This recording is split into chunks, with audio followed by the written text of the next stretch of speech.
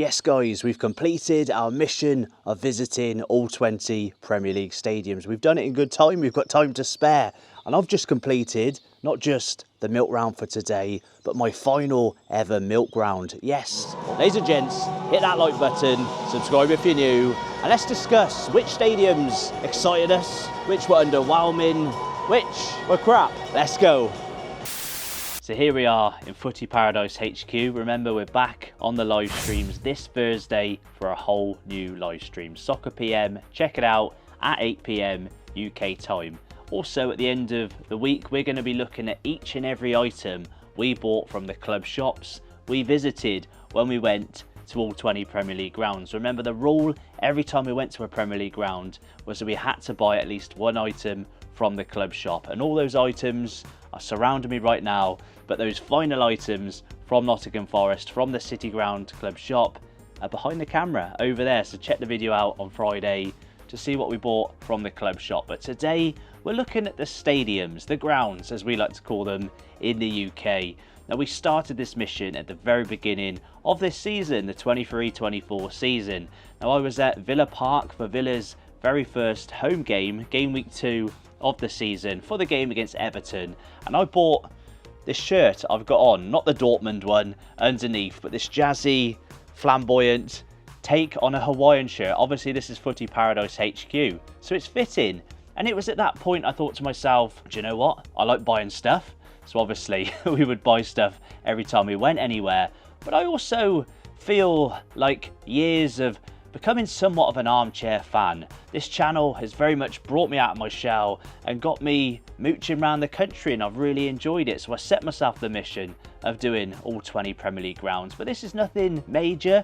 You got to remember that those of you who follow your club home and away, you'll visit every single ground, stadium in the league every season anyway. So this isn't some amazing accomplishment, but it's been good because we filmed every single tour we've done. So that initial visit to Villa Park, as I said, I bought this top. I'm not going to reveal everything I bought, but what I've done, rather than kind of rank each ground out of 10, I know I said I was going to say the best and worst. Obviously, we have our favourites, we have our least favourites, but it's really hard to give a rating out of 10 for each of these grounds because they're relative to the club. Like, how can you compare Kenilworth Road of Luton versus the Tottenham Hotspur Stadium? It's impossible. It's relative to the club, their success, their history, memories that have been built over the years, and also the fans and how much atmosphere they generate in that ground. Looking at my notes again, we could reference a new Brentford ground. Initially, I thought maybe it might be a little bit soulless, but Brentford fans have been incredible in the Premier League over the last couple of years, and they've generated some great atmosphere.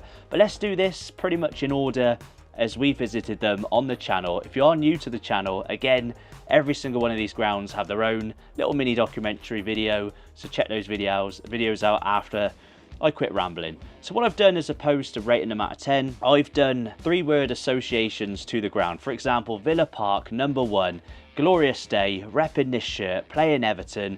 Villa smashed Everton. They were great, weren't they, at the start of the season, especially from home. An absolute fortress Villa Park is, but I put traditional, charming, British. Reason being, it kind of speaks for itself. It is a traditional British, English football ground. I mean, we often reference the Trinity Road stand that was replaced, I think, was it in the 90s?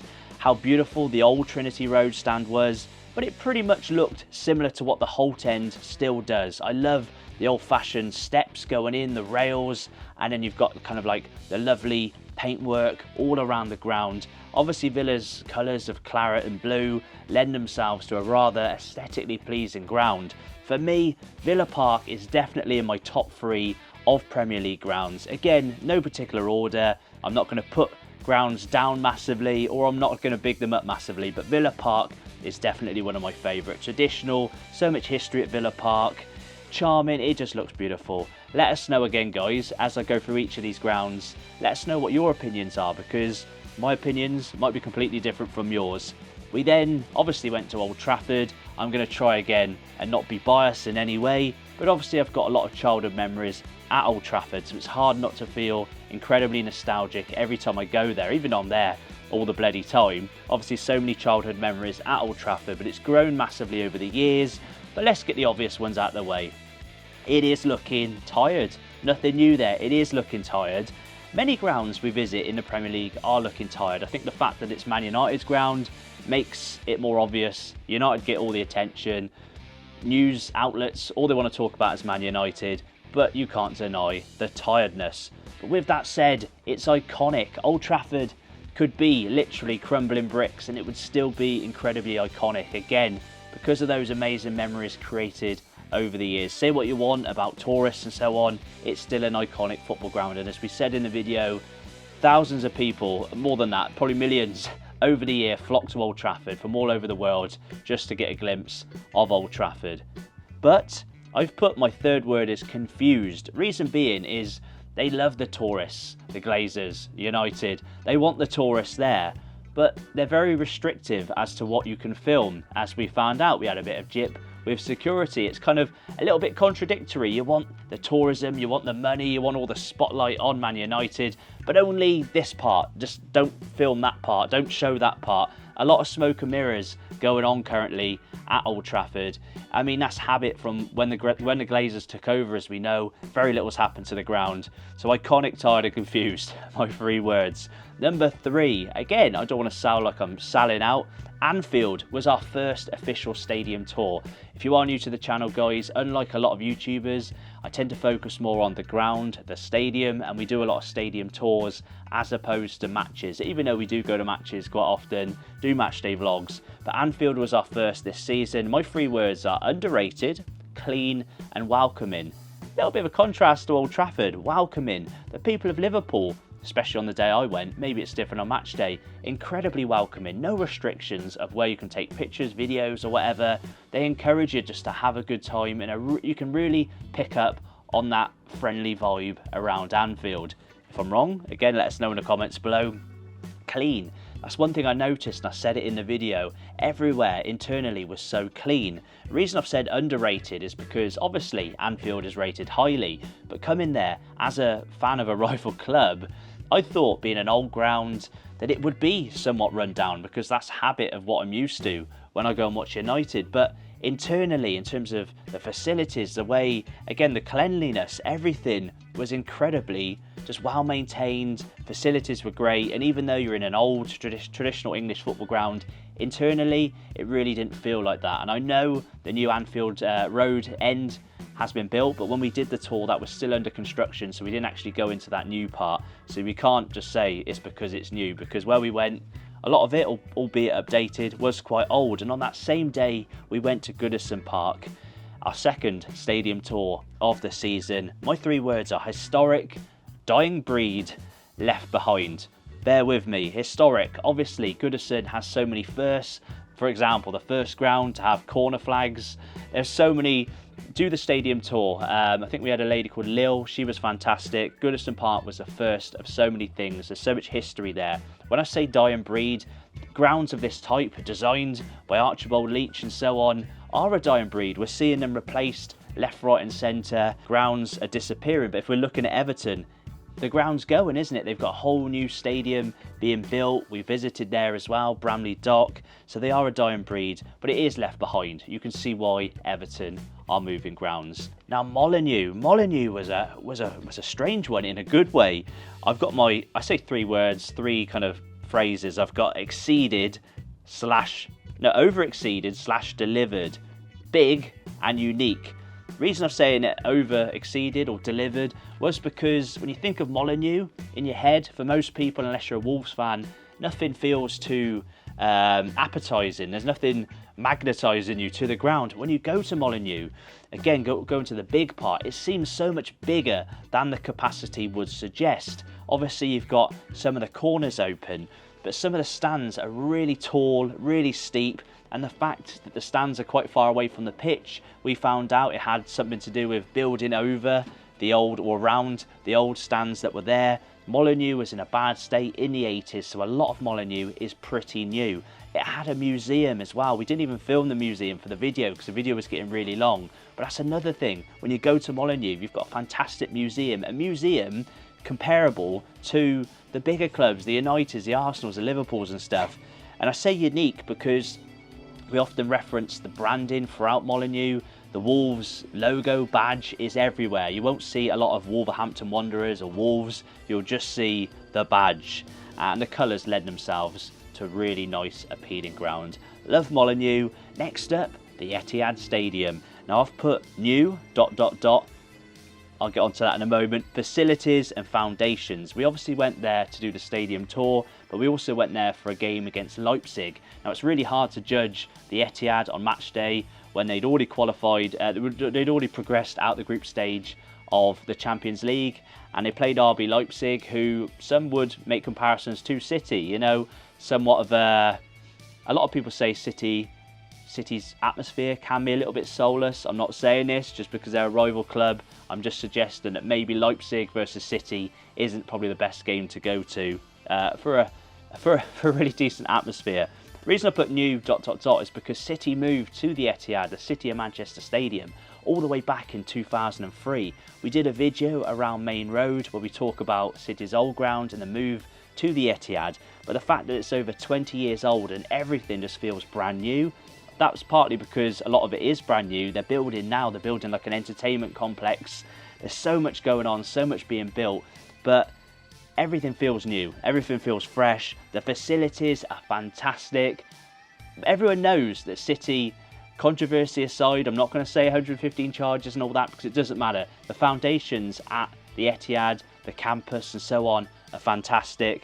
Speaking of foundations, that's it. Not only are they kind of they're wealthy in terms of they can just buy players, they've built the foundations to grow the club long term. So without getting controversial, mentioning the charges and stuff, a credit to City for that. Turf Moor, number 7, we've got homely, modest and well maintained. Homely, I mean the fans partly add to the homeliness. Cracking bunch of fans if you're watching this off the back of the Blackburn tour. I'm not trying to be, again, upset anyone. We had some really good experiences at Burnley, very much a neutral perspective on Rise Football Paradise. And it feels like that. The ground isn't kind of your rugged, rough and ready type old school ground, even though Turf Moor is really old. It's really well maintained. The owners have done a fantastic job since taking over a couple of years back. Give it just that little bit of TLC that it needed. It's a modest ground, it's not very big, but it does the job. Obviously Burnley are looking like they're going to be relegated this season, but I'm sure they'll be back. You know, it's not a bad ground at all and really well maintained, as I said. Only good things to say about Turf Moor. On to Selhurst Park, number 8. Now I've got tired in apostrophes because it's a different kind of tired from Old Trafford. I'll get onto that in a moment. Atmospheric, I put atmospheric even though we went for a stadium tour, not a game, because you can just feel, it's got that Archie Leach kind of feel about it. You've got the beams, you make any kind of noise in the stands at Selhurst Park, it echoes. You can really understand why Palace are famed for their great home atmosphere. And I put spirit. The reason I said spirit as a word, I'm not sure if that is the right word, but they're making the most out of what they've got. The club shop is pretty small, it's pretty tiny, but there's so many items crammed into that club shop. Again, maybe not the most beautiful of grounds, quite a small ground, it's kind of surrounded by Sainsbury's, but they're doing stadium tours. They're really trying to get the most out of what they got. They're not blessed with loads of money, but the spirit's there, and fair play to Palace, they've cemented themselves as a Premier League club.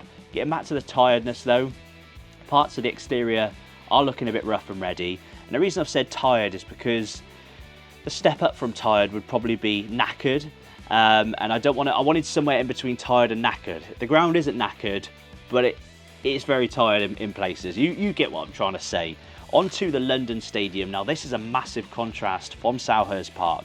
Initially, when you go to the London Stadium, you don't get that feeling you would on the way to a traditional English, British football stadium. As I've put, one of my phrases is un-British. It's something you'd see overseas. Again, the reason I've got my Dortmund top underneath is because next week we are off to Germany to check out some Bundesliga stadiums, maybe Bundesliga 2 and lower. But you see a lot of these kind of grounds in Germany, as you'll see in Euro 2024, that are slightly out of the town.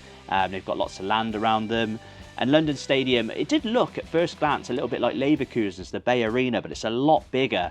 Obviously, I think West Ham have the second highest attendance in the Premier League this season. I believe the Tottenham Hotspur Stadium capacity is a bit more, but attendance figures, I might be wrong, are right up there. So fair play to West Ham. But nothing I'm saying West Ham fans probably couldn't agree. I know so many of you that watched the Upton Park video when we visited the old site of the Bowling Ground agreed that the new ground is soulless, but there is potential for growth, and obviously the club have grown since moving there. They've stabilised themselves as a Premier League club. I think they've been there since 2012, West Ham, in the Premier League with no relegations. So say what you want about David Moyes, I'm not going to get onto that, but a lot of credit has to come from moving to that stadium as well. So we'll all agree it's probably the worst, it's probably to watch football at. But in terms of other aspects, it's good. Again, this is why we can't do ratings, because there's so many elements. How can you give a solid rating for a ground? Really, really tricky. Massive contrast again though, Craven Cottage. Now this would definitely be in my top 3, arguably one of my most favourite grounds I visited. I've never been to Craven Cottage prior to the stadium tour, but it was, as I said here, beautiful, preserved, Archie Leach. They're my 3 words. Archie Leach isn't really a word. Archibald Leach, if you don't know, is a famous Scottish architect that designed so many of your famous British football grounds, so many stands, and his work is evident at Craven Cottage in the Stevenage Road stand, the now named Johnny Haynes stand.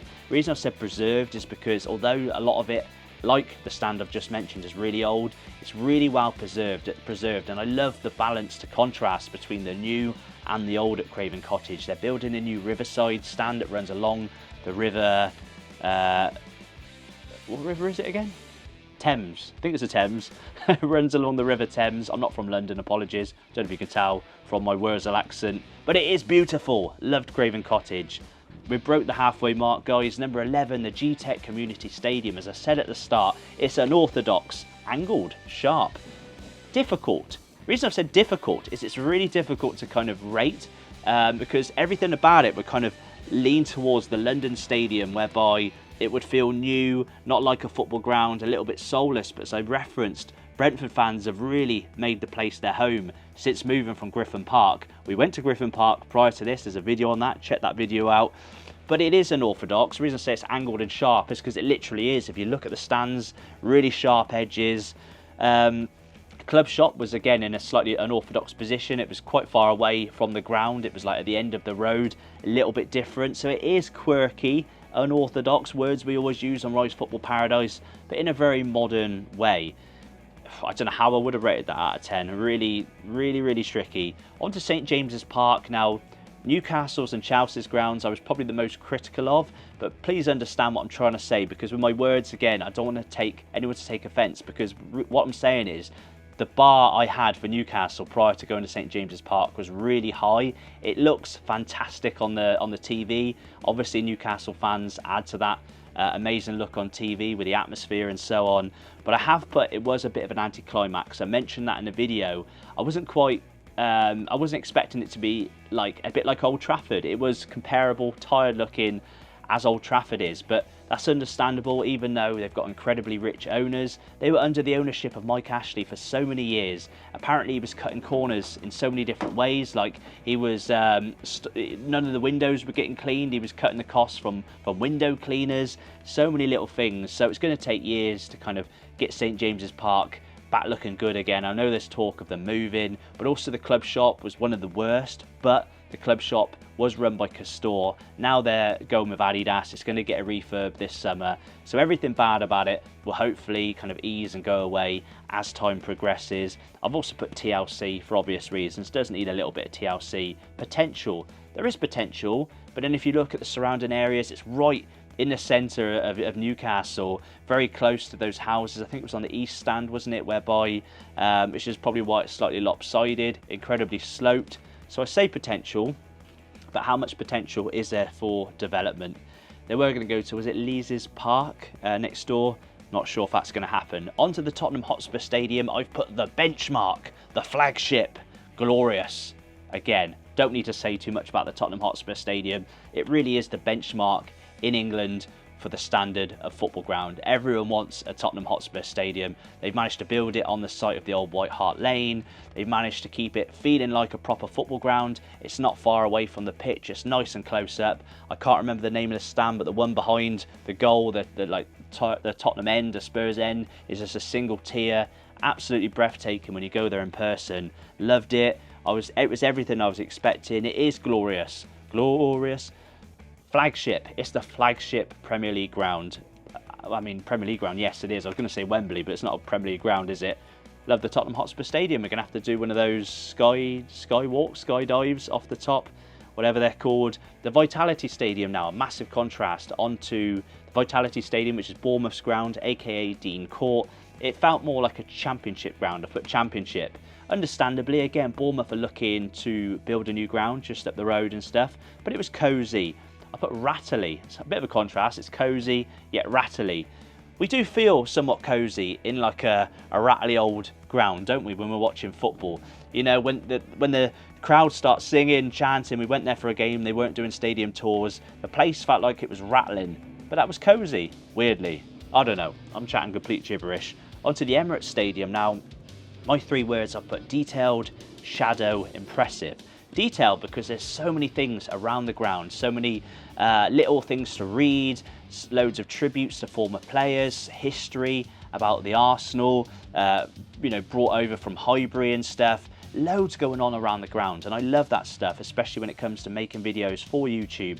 I put shadow because it very much still is in the shadow of Highbury. It's only now, like almost 20 years later, the fans are finally getting used to the Emirates, probably because of some of the success, but it is a lot closer to Highbury than I thought. So it essentially is in the shadow of Highbury, but that's not a bad thing because Highbury looked glorious, and we did a video on Highbury too, so check that out. And I have put impressive. I thought it was good. A lot of people speak badly of the Emirates, but even as a United fan, I only had good things to say about it. I thought it was really good. Number 16, onto Bramall Lane. We went there to watch Sheffield United versus Aston Villa. Not a good game for Sheffield United, as were a lot of games this season. They lost 5-0, I think they lost to Villa. Was that right? I put old school, bit of an obvious phrasing. It is old school. It's the oldest professional football ground being used for football, but it's not the oldest professional football ground. That's Mansfield. It's confusing. We spoke about it in the video. I put history as a nod to that, and I put full Monty, Sheffield. It felt very Sheffield around the ground. Really Sheffield look about the place, which is obvious because it's Sheffield you bloody United, isn't it? Number 17, onto Stamford Bridge. Now, I was quite negative about Stamford Bridge. I probably shouldn't have been. We bumped into a security guard who was incredibly unwelcoming, and that's one of my words. I put Marmite, confusing, similar to Old Trafford.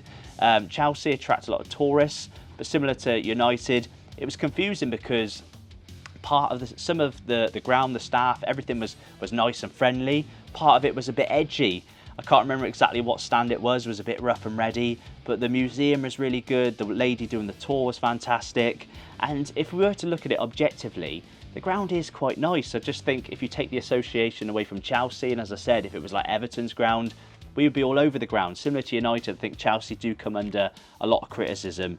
And I don't want to add to that because, to be honest, Stamford Bridge was quite nice. I just didn't think it was as grand as I thought it would be. That entranceway to reception, that initial look you see when you're entering, when you're coming towards Stamford Bridge, wasn't quite as breathtaking as I thought it might be, as it looks on TV and pictures and so on. But that said, cracking ground, did enjoy it despite that bloody security guard. Number 18, the City Ground. We snuck in there originally when we went to watch Notts County. The doors were open and we got in there. And initially, I was blown away by the location. Obviously, it's on the River Trent. The River Trent separates Meadow Lane, Notts County's ground, with the City Ground, Forest Ground, and there's definitely, even before going there for a game, even just rocking up there, there's an aura about the place. It's a real throwback ground. I've got location, aura and throwback as my words. But then when we went back there and got those items behind the camera, watched that game versus Fulham, I was blown away by the fans, how passionate they were.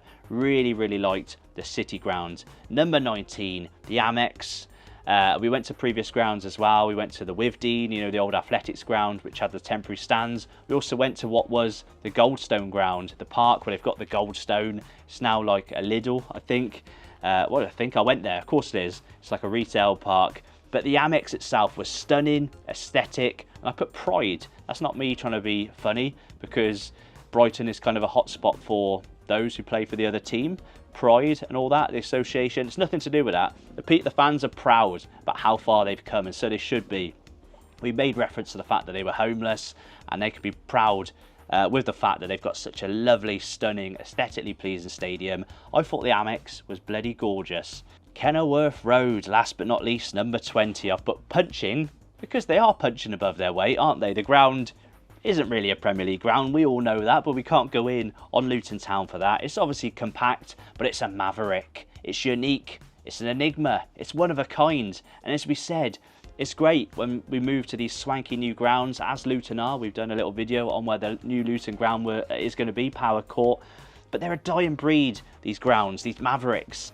And I don't think we appreciate them until they're gone. So we need to appreciate grounds like Kenilworth Road, love them whilst they're here. And I loved going to Kenilworth Road. It was very rough and ready. What a fantastic ground to end the series on, guys. Absolutely enjoyed doing this series, and thank you very much for following along to the series. Obviously, we've done so many more football grounds in England, but also overseas soon as well. Outside of the Premier League, loads of Championship grounds, League One, League Two, even non-league, old grounds that no longer exist, abandoned grounds. We've done so much on the channel, so make sure you do check those videos out. There's some more videos next to me right now, and I'll see you in one of those videos. Thanks for watching.